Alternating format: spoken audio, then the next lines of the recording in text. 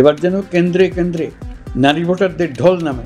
নির্বাচনের দিনকে আমরা ঈদের উৎসবের মতো করতে চাই। আগামী রমজানের আগে অর্থাৎ 2026 সালের ফেব্রুয়ারি মাসে জাতীয় সংসদ নির্বাচন অনুষ্ঠিত হবে বলে জানিয়েছেন প্রধান উপদেষ্টা ডক্টর মোহাম্মদ ইউনূস। সেই নির্বাচন আয়োজনের প্রস্তুতি নিতে নির্বাচন কমিশনকে সরকার চিঠি দেবে বলে জানিয়েছেন প্রধান উপদেষ্টা। যেন নির্বাচন কমিশন আগামী রমজানের আগে 2026 সালের ফেব্রুয়ারি মাসে জাতীয় নির্বাচন অনুষ্ঠানের আয়োজন করে। মঙ্গলবার রাতে জাতির উদ্দেশ্যে দেয়া ভাষণে প্রধান উপদেষ্টা বলেন, এবার আমাদের সর্বশেষ দায়িত্ব পালনের পালা, নির্বাচন অনুষ্ঠান। আজ এই মহান দিবসে আপনাদের সামনে এই বক্তব্য রাখার পর থেকেই আমরা আমাদের সর্বশেষ এবং সবচেয়ে গুরুত্বপূর্ণ অধ্যায়ে প্রবেশ করব।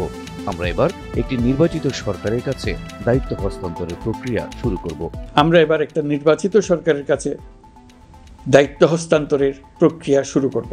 প্রধান উপদেষ্টা বলেন, অন্তর্বর্তী সরকারের পক্ষ থেকে আমি প্রধান নির্বাচন কমিশনারের কাছে চিঠি পাঠাবো যেন নির্বাচন কমিশন আগামী রমজানের আগে 2026 সালের ফেব্রুয়ারি মাসে জাতীয় নির্বাচন অনুষ্ঠানের আয়োজন করেন। অন্তর্বর্তী সরকারের পক্ষ থেকে আমি প্রধান নির্বাচন কমিশনারের কাছে চিঠি পাঠাবো। ডক্টর ইউনূস বলেন, আপনারা সকলেই দোয়া করবেন যেন সুন্দরভাবে নির্বাচন অনুষ্ঠান করে এদেশের সকল নাগরিক একটি নতুন বাংলাদেশ গড়ার কাজে সফলভাবে এগিয়ে যেতে পারে।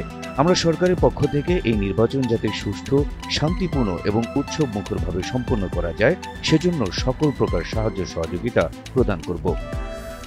আমরা সরকারের পক্ষ থেকে এই নির্বাচন যাতে সুষ্ঠু, শান্তিপূর্ণ এবং উৎসব মুখরভাবে সম্পন্ন করা যায় সেজন্য সকল প্রকার সাহায্য সহযোগিতা প্রদান করব।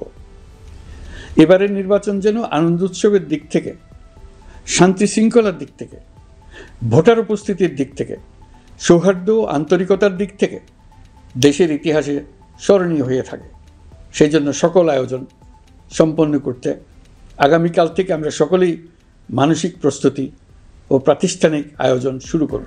ভাষণে প্রধান উপদেষ্টা আরও বলেন, এবারের নির্বাচন যেন আনন্দ উৎসবের দিক থেকে, শান্তি শৃঙ্খলার দিক থেকে, ভোটার উপস্থিতির দিক থেকে, সৌহার্দ্য ও আন্তরিকতার দিক থেকে দেশের ইতিহাসে স্মরণীয় হয়ে থাকে সেজন্য সকল আয়োজন সম্পন্ন করতে আগামীকাল থেকে আমরা সকলেই মানসিক প্রস্তুতি ও প্রাতিষ্ঠানিক আয়োজন শুরু করব।